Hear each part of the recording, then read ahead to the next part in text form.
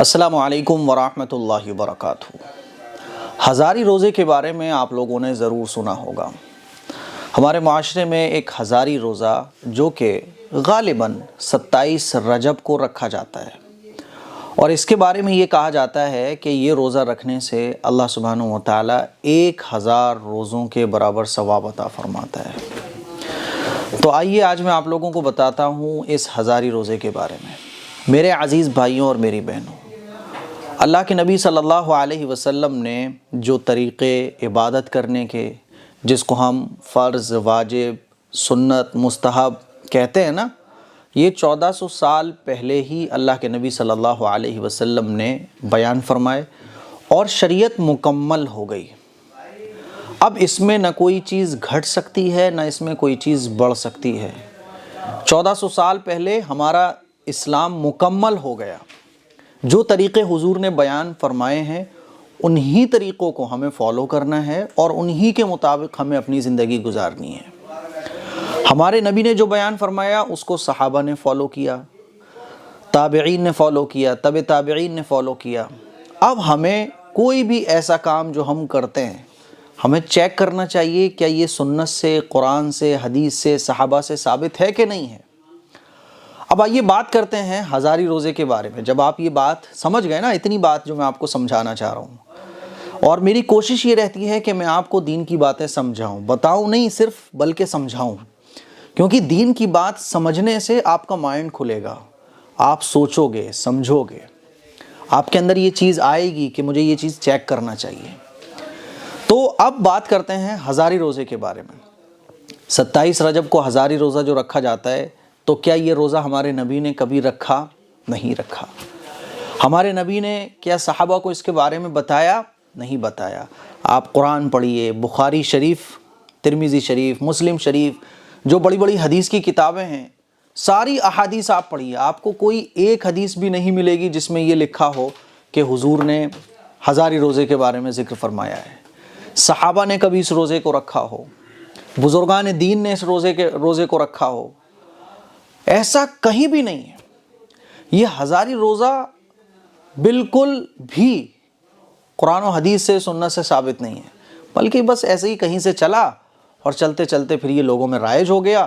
اس کا کوئی ذکر حدیث میں نہیں ہے۔ تو ہزاری روزہ، اس کی کوئی اسلام میں جگہ ہی نہیں ہے۔ ہاں، روزہ نارمل آپ رکھ سکتے ہیں، جیسے رجب کے مہینے میں آپ عبادت کیجئے۔ اللہ کے نبی صلی اللہ علیہ وسلم رجب کے مہینے میں عبادت فرماتے تھے۔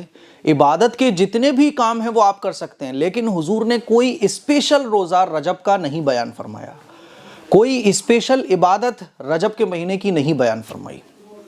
پھر ہم کیسے ہزاری روزہ کہہ سکتے ہیں؟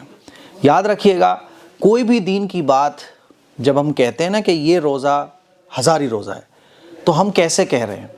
کیونکہ دین کی بات بتانے والے رسول اللہ صلی اللہ علیہ وسلم ہیں۔ ہمارے نبی نے جس بات کو بیان فرمایا وہ دین ہے۔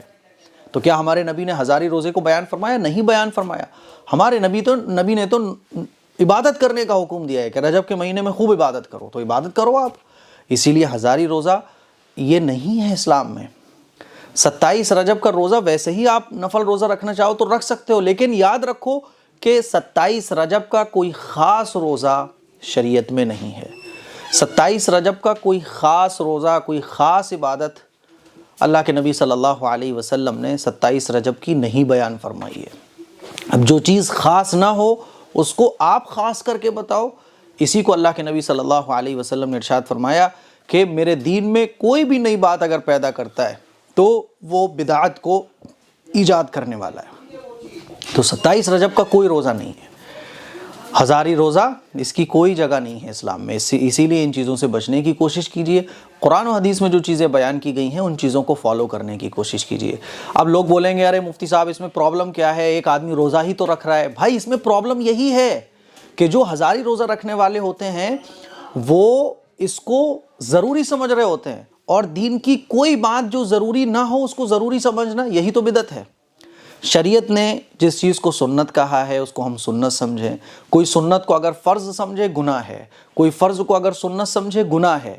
اسی لیے شریعت نے 27 رجب کو روزہ رکھنے کو ضروری نہیں کہا ہے، تو رکھنے والے اس کو ضروری سمجھ کے رکھتے ہیں۔ اسی لیے وہ بڑا اس کا اہتمام کرتے ہیں. تو یہی ضروری سمجھنا، تو جس چیز کو شریعت نے ضروری نہیں کہا آپ اس کو ضروری سمجھو، یہی تو بدعت ہے. اسی لیے اپنے عقیدے کو صحیح رکھیں، اپنے علم کو صحیح رکھیں. اور اس کا ایک بڑا نقصان یہ ہوگا کہ اگر آپ اپنی اصلاح نہیں کرو گے تو آنے والی جو جنریشن ہماری آئے گی 50 سال بعد 100 سال بعد وہ اس کو سنت سمجھے گی. تو جو چیز ابھی سنت نہیں ہے ہمارے ضروری سمجھنے کی وجہ سے آنے والے کچھ سالوں میں وہ چیز سنت سمجھی جائے گی. یہ ایک بڑا نقصان ہے. اس کلپ کو شیئر کریں، دوسروں تک پہنچائیں.